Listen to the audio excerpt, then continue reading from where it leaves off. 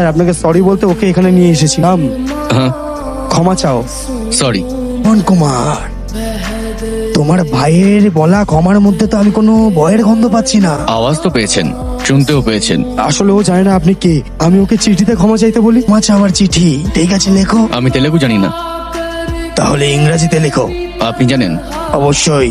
কিন্তু আমি জানি না। আমার পায়ে পড়ে আমার জুতো চাটতে হবে। এসব বাড়াবাড়ি হচ্ছে না? এইসব ক্ষমা টমা চিঠির কোনো দরকারই নেই। চলো এখান থেকে, চলো। এই, তুই জানিস আমি কে? হ্যাঁ, কে বে তুই? এই, কে রে?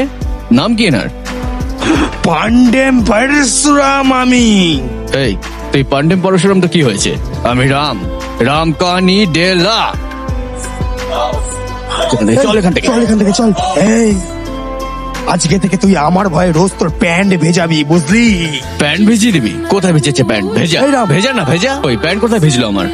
আমার নাকি প্যান্ট ভিজিয়ে দে? তোমরা এত ভয় পাচ্ছ কেন? বিড়ালে গলায় ইঁদুরে ঘন্টা পড়ানোর মতো। আরে যা হয়েছে হয়েছে, চল এখান থেকে যাই এখন, চল চল। The best officer. কিসের শুভকামনা? তুই কি ভয় দেখালি? ভাবছিস ওয়ার্নিং দিচ্ছিস? এই পান্ডেম, আমার এই গোটা পৃথিবীতে আর কেউ নেই, শুধু এই 4 জন ছাড়া। এদের জন্য আমি যত নিচে নামতে হয় নামতে পারি। যদি কেউ এদেরকে ভুল করেও ছুঁয়ে দেখে, সেকেন্ড চান্স দেবো না, সেকেন্ড টাইম দেখবো না, সেকেন্ড ওয়ার্ড শুনবো না, শুধু যেখানে থাকবো সেখানে মেরে মাটিতে পুঁতে দেবো।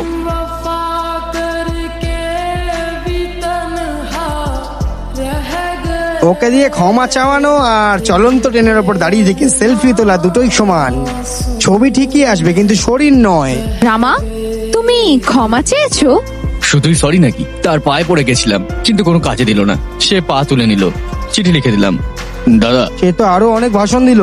এটা তো তার অভ্যাস হয়ে দাঁড়িয়েছে, সে যেমনটা চায় সেরকম গল্প বানায়। এতে আমরা কি করব? তুমি তো কোনো ভুলই করনি রে বাবা, তাহলে কিসের জন্য ক্ষমা চেয়ে বসলে? বিষয়টা ভালো লাগেনি। আর কি বা করতে পারি? ওদেরকে দেখে আমার ভয় হাঁটু কাঁপতে লাগলো, চোখে জল বেরিয়ে এলো, হার্টবিট বেড়ে গেল। আমি ওকে দেখে ভয় পাচ্ছি গায়ত্রী। যখন আমাদের সঙ্গে একজন সাহসী লোক থাকে তখন আমরাও সাহস পাই, কিন্তু আমি ওর সাহস দেখে ভয় পাচ্ছি। রাম যা করে কিছু না কিছু সঠিক ভেবেই করে, সেটা তুমি জানো। ঘুমানোর সময়ও সে আমাদের নিয়ে ভাবে।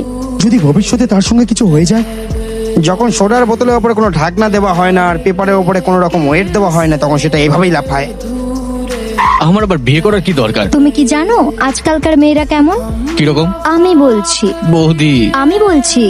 ও এই সে, বসুন গিয়ে, আমি মেয়েকে ডাকছি। হাই মম।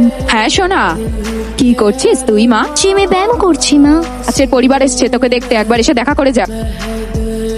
এই যে আমার মেয়ে বেবি।